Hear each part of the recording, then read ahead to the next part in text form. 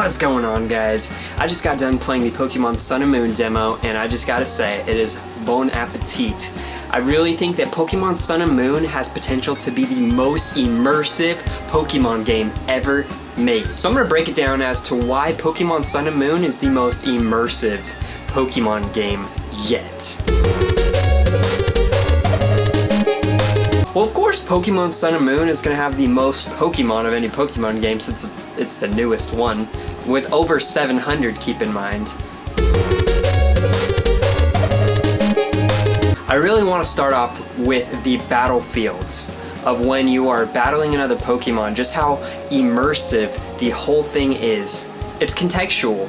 All the details of where you're battling and what arena is formed is based on where you're at in the physical world. If you're in a cave, it's going to sort of create a battlefield of what the cave kind of looks like. Or if you're out by some grass, it'll create that sort of little battlefield that really makes you feel like you are there, like you just encountered this wild Pokemon in this actual spot. And because it adds your trainer now to the battlefield, and there's even like 3D animated trees and stuff and leaves blowing around depending on where you are, the whole thing is extremely immersive. You also add the camera angles that are super energetic and constantly changing to the trainer, the Pokemon, the enemy's Pokemon. It is sick. Next up are the characters. The characters have got a huge overhaul from all the previous 3D Pokemon generations like XY and Omega Ruby Alpha Sapphire. No longer do they have a little tiny bit bigger of heads in their body. They're proportionally correct. The player's proportionally correct, all the NPCs are, which makes it feel more kind of like an anime, more realistic anime maybe.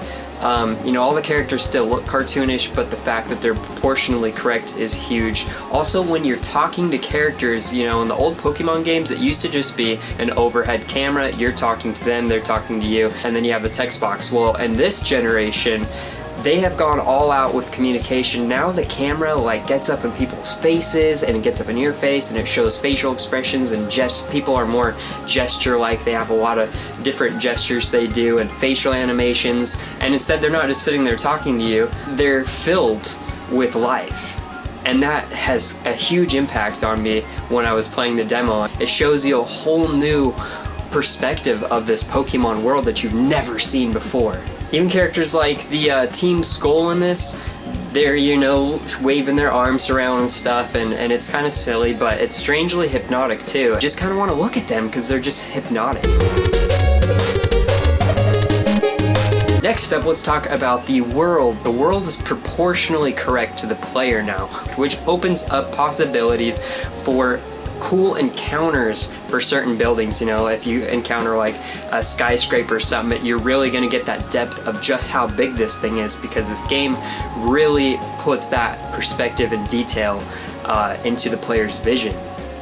I was really surprised when I went to the Pokemon Center, and I was outside the Pokemon Center talking to the guy, and then I went inside and just looking how big I was on the outside, and when you go inside, it's almost like you didn't walk into a new loading zone. It's almost like you walked into the actual, this big building that it looks correct of the size of you being in it and you looking on it on the outside, which has a huge immersion factor to it. And as a player, that gets me excited to see what later on in the game, the kind of structures you could find in the different kind of camera, huge structure effects that they can pull off, just kind of like they did with the bridges in previous 3D Pokemon games where they make it all cinematic and awesome. I really feel like they can do that and take it another step further, even with this. Graphics are amazing, they're stellar. In comparison to previous 3DS games, they have potential to be one of the best looking 3DS games. Now imagine if they even used the new 3DS processor and they made the game look even better for the new 3DS. I think that would be sick. But even with how it is now, the game looks phenomenal. The textures are very sharp and detailed, and there's like textures for everything.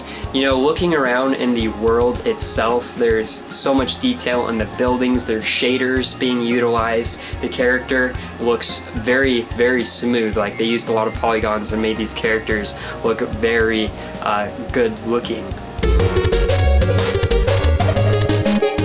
Pokemon interaction is at an all-time high with this game. Normally, Pokemon has been about you battling, you leveling up your Pokemon, and just getting them stronger and whatnot. And we have had the introduction of contests and different ways of slightly interacting with your Pokemon, and it's been step stool up to where we're at now. But I think Sun and Moon went even further than they've ever gone, advancements wise, in a Pokemon game to let you interact with your Pokemon, which is very apparent in the demo, as in your first trial, you're not necessarily starting off by just battling the Pokemon. You've got to take like a little picture of it, and you're interacting and seeing this Pokemon and its habitat in a different way. Yeah, there's also going to be brushing your Pokemon, feeding your Pokemon, being able to bond with it in a different way, see that 3D model and appreciate it in different ways. I'm sure contests will be there, and whatever else the full Pokemon Sun Moon game has to offer is definitely showing itself that it's putting an emphasis on interacting with your Pokemon other than just battling. Next up, I want to talk about the Pokemon variations, like the Alola and the Mega Evolution. Of course, Mega Evolution is going to show up at the end, but we're going to have all the previous Mega Evolutions, plus maybe even some new ones, plus the Alola variations of the Pokemon, which that in itself of having a Pokemon that changes based on the geography is very interesting. And it makes me wonder what their shiny forms will also look like. But just the fact that Pokemon are changing based on the area surrounding them, and it's having that impact, and now new types of Pokemon are being formed and adding to the pool of interesting Pokemon is a bonus. Lastly, I want to talk about the world. I've kind of touched up on it in different parts of this, but the world is immersive. It gets you really wanting to explore, and I was surprised in the demo when you initially get out of the visitor center, wherever you were at, you're supposed to go over to the Pokemon Center, but I went the opposite way, and I went and saw the police station and like the coffee shop, and I was surprised at how much I could actually go back and explore during the demo, and just how much is actually there, combined with the new camera that is so dynamic and gets you up and personal with Pokemon and characters and places in the environment, and how they are conscious of that, so they're making the environment detailed. It really makes me excited, because I have always loved Pokemon games that were immersive. Like when Ruby and Sapphire came out, those were pretty good Pokemon games, but when Emerald came out and the Pokemon moved and were animated and stuff, that was so great. That was amazing. And then they continue to do that for some of the future generations. It's gonna be the biggest, most immersive Pokemon adventure of your life, and I hope you are ready for it, because November 18th can't come any freaking sooner. Anyways, guys, hope you enjoyed. Let me know your thoughts on Pokemon Sun and Moon in the comment section below. I'm really, really hyped about this. Like, normally, Pokemon. Anyways, guys, please like it up, subscribe it up. I'll catch you all in future videos and live streams. Peace out, crew.